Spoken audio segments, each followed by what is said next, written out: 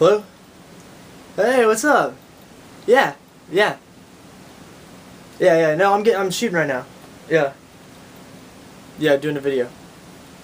What video, you ask? Well, actually, we're getting ready to shoot the next installment of Ask the Eagle. What's up, everybody? How's it going? Okay, so to kick things off on this episode of Ask the Eagle, we're going to start out with our first question, which comes from Smile Pink Beauty on YouTube. She asks, if you could eat one thing for the rest of your life, what would it be? Well, my answer to that, really it's between two things. The first of which would be pizza. Why, you may ask? Well, the simple reason for this is because I love pizza, and you can get like total different kinds of toppings on there. I don't know why I said total, but you can get total different kinds of toppings. And the good thing about that is that you have a variety. So because I got a variety, then it's kind of like I get to mix it up every day. So pizza, or second option would be those $1 tacos from Jack in the Box. Now, I don't know if everybody watching has a Jack in the Box, I kind of doubt it. But if you have a Jack in the Box, you know that on their dollar menu, they have not one, but two, count them, two tacos for $1. You know what that means to me? That means that I can go get 4 tacos for $2. You know what that also means to me? That means saving money. I said money extremely weird, so don't judge me for that. But I can save money and get 4 tacos. Plus, if you add something else on there, like mini churros, which are like cinnamon sugar covered, like you know what, this doesn't matter because I can only eat one thing for the rest of my life. They are extremely greasy, and they're just nasty. When you look at them, you're like, that looks like the worst thing I could possibly put into my belly. But it tastes so good. I can't even describe it to you. Oh, that was a good one. Rebecca Sue from Twitter asks, if you could change your name, what would you change it to and why? I would change it to something awesome like Arnold Schwarzenegger, Tom Bruce, Brad Mitt, Don Coyote, Kevin Rantdew, Russell Eastbrook, Popo Zizo, President. Just President. Spartacus, Uncle Jesse. Actually, probably what I would want to change it to is something like, that sounds like a movie star name or something like that, like Jimmy Legend. Yeah, Jimmy Legend. Now that sounds classy. For another Facebook question, we've got Daryl Darnell, who asks, Reese's Peanut Butter Cups or Reese's Pieces? This question might be hard to some people, but to me, it's very simple. Reese's Peanut Butter Cups all the way.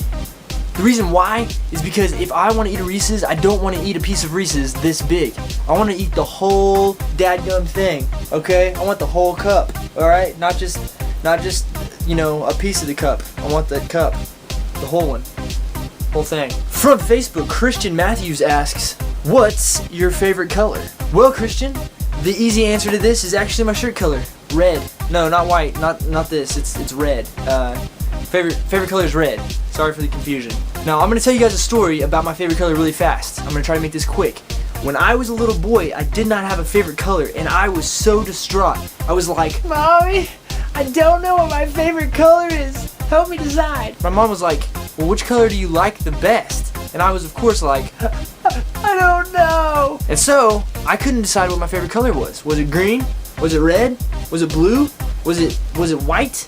White's not really a color, but I didn't know that back then. So finally, I'm in my backyard playing with a frisbee. You know, like frisbees, we used to play with those when we were little. They're discs and you throw them. I had a green frisbee and a red frisbee. Well, my birthstone happens to be emerald green, and as a little kid, like 3 or 4 years old, yes, I knew what my birthstone was, I guess.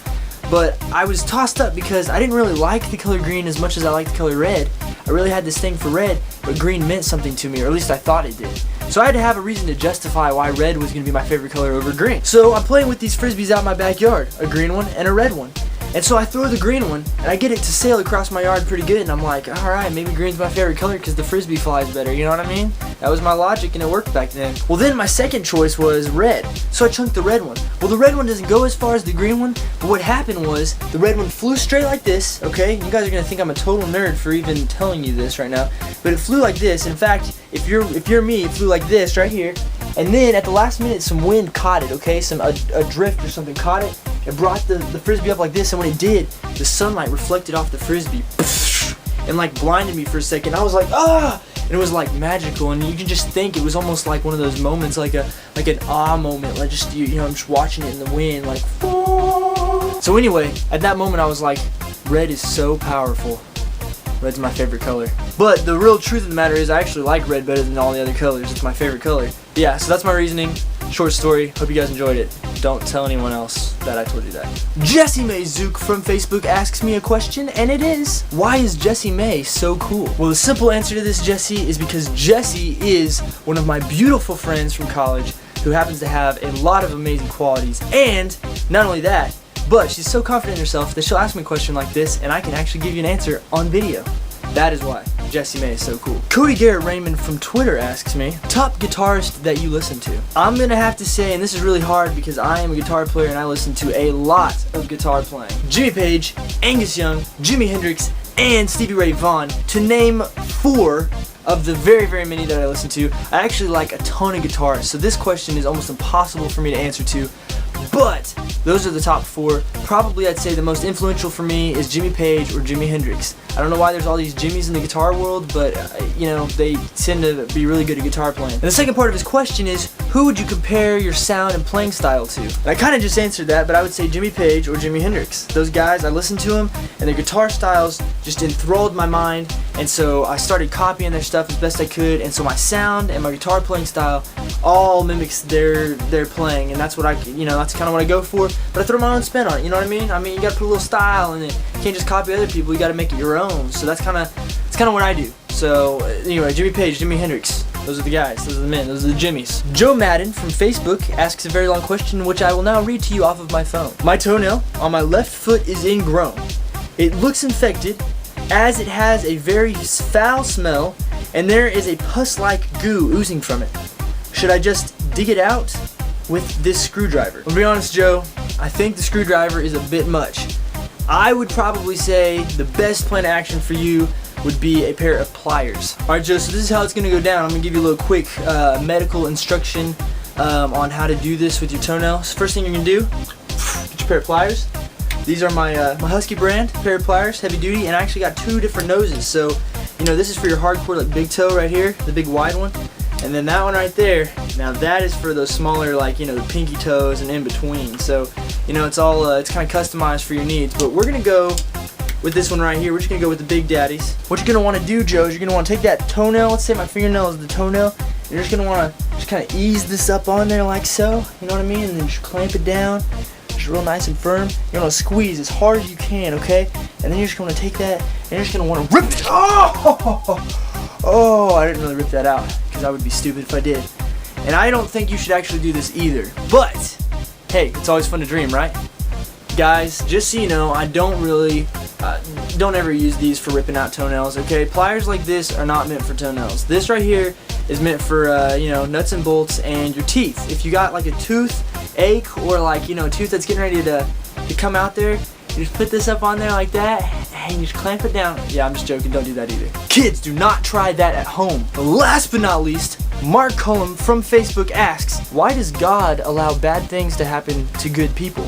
Bad things happen to good people, and vice versa, because the world is the world.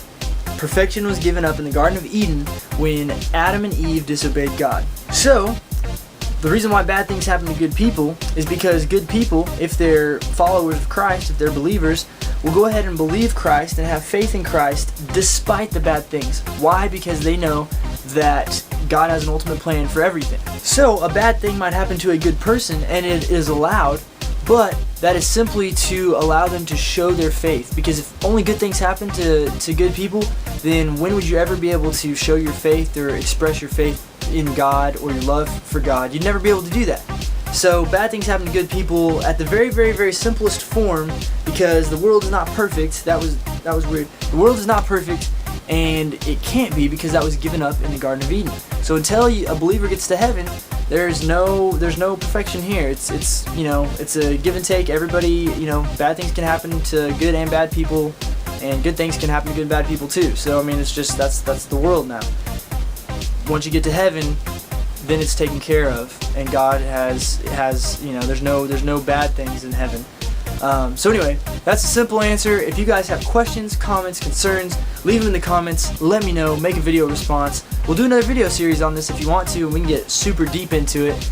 But anyway, that is the simplest answer I can come up with. Thank you, Pastor Mark, for making me go through this answer about 1,000,000 times, trying to get it as simple and short as possible. I think it's been like, each one has been like 10 minutes long itself. That's like a whole video. So anyway, that is it for the questions. Thank you for watching this installment of Ask the Eagle. Leave all of your questions for the next episode of Ask the Eagle down below in the comments section on Facebook, Twitter, and Google+. And we will talk to you guys next time. EagleGarrett out.